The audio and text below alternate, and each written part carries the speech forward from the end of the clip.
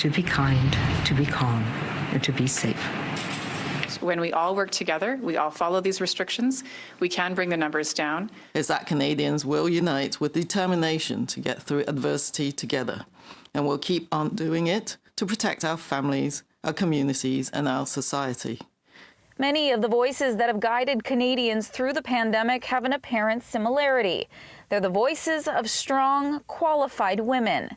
The daily updates of COVID-19 case numbers and deaths are not something we look forward to, but many have sought comfort in the approach these female leaders have taken. In BC, Provincial Health Officer Dr. Bonnie Henry has not shied away from showing some authentic emotion when sharing difficult news about the pandemic. It breaks my heart every time a single person passes away from this virus. And she has become more than just a household name. She's inspired fashion trends and artwork. These murals of her likeness popping up on boarded-up businesses during the initial lockdown. She even served as a watchful eye over beaches that were prone to parties. And an ad campaign digging up an old-school picture, encouraging young people to pursue scientific studies, even if it might be considered uncool. In Alberta, Dinahinshaw offering a calm and measured demeanor, even when delivering sobering realities on the pandemic. COVID-19 is not like other threats we have seen in the past decades. It is more severe than seasonal influenza or the H1 pandemic of 2009, and it is more contagious than viruses like SARS. Also creating a stir in the fashion industry, a T-shirt bearing one of her signature slogans, and a design Hinshaw wore was pulled out of the archives of a small Victoria boutique after creating a boom in customer inquiries.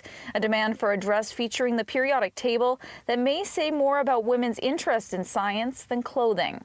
And in the country's biggest city, Dr. Eileen de Villa was there to guide Toronto through some of its most trying times. But what these measures and recommendations need is you. It takes you to do these things to make it harder for COVID-19 to spread. And the nation's top doc, Dr. Theresa Tam, has remained steadfast, despite taking insults and racially charged comments. We sent an email out today asking, does she work for Canada or for China? Tam choosing to ignore the comments and focus on the task at hand. As an individual, I was really very, very busy just focusing on doing my part in the public health response. As young girls in the U.S. got to see the first woman elected on a presidential ticket, our girls north of the border are watching Canada's top doctors.